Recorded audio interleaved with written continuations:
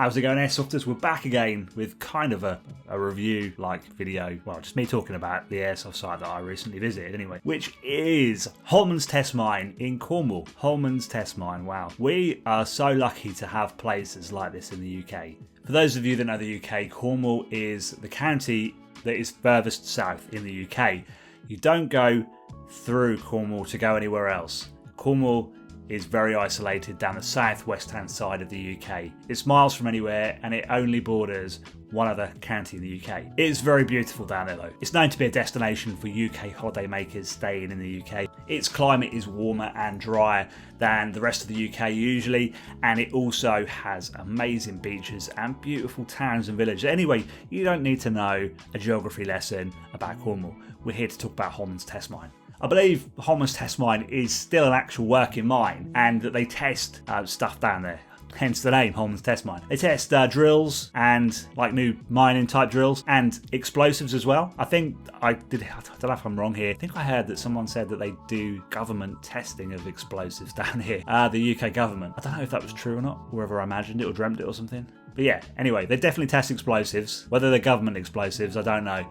And they test drills as well. And it has 2 miles. Yeah, 2 miles of underground tunnels down there as well. And a lot of the tunnels are big enough to drive vehicles down as well. And some are quite narrow down there. And there's varying degrees of lighting down there as well. There's no natural light down there. There is some artificial light. There's lights in various places, but other parts are just extremely dark. So it's definitely advisable to take a torch down there. You really do need a torch. Trust me. Night vision? I'm not so sure about night vision. Maybe if you've got one of those, IR night vision scopes, maybe that'll work down there. But I don't think you need fully blown night vision binoculars, goggles, whatever. I think it's a bit too much because lots of people are using white light. There's quite a bit of area that is lit up as well. So I'm not really sure full blown night vision is going to work. Then there's the outside. There's 30 acres on top of the mine. And it's definitely not flat either. I would call it like a 3D terrain. There's boulders, there's rocks, there's trees, there's ferns up really high,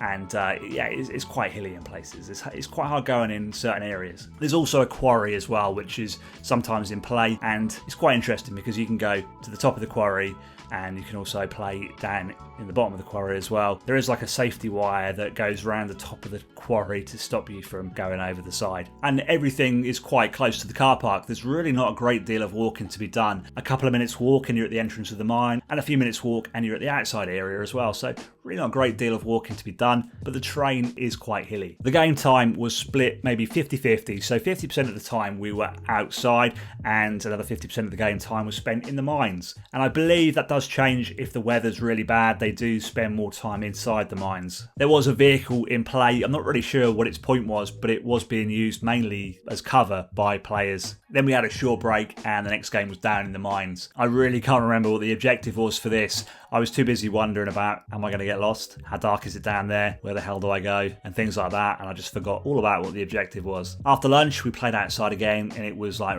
rescue the hostage type game and return it back to an aeroplane type area.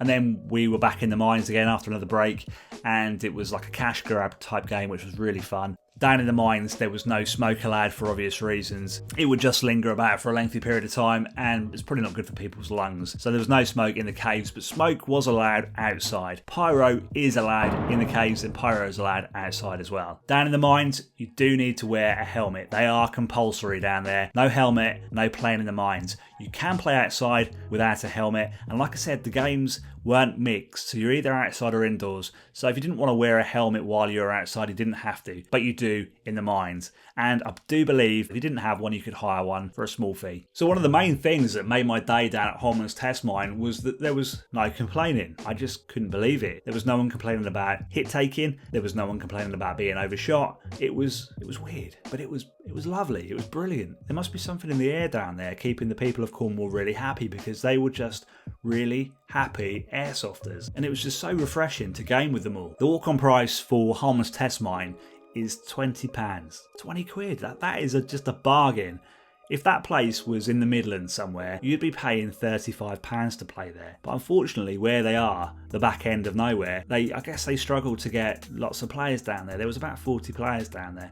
And like I said, if that place was in the Midlands, you'd probably have 100 people easily at that place, how epic it is. But yeah, 20 quid, bargain. The downside to Holmans Test Mine is, and it's not their fault, is it's just so far away from anywhere else. But Cornwall being Cornwall, you can go down there on holiday. If your partner says to you, should we go on holiday to Cornwall? Yes, do it. And then sneakily take your rifles down there and have a game at Holmans Test Mine. I definitely think it should be on people's airsoft bucket list. I really enjoyed it down there for the day, and I would go as far to say that it's probably my favourite day's airsoft of 2023 so far. Anyway, if you want to see my review of an airsoft island, then check out the video on the screen right now. Thanks for watching, and I'll see you in the next episode.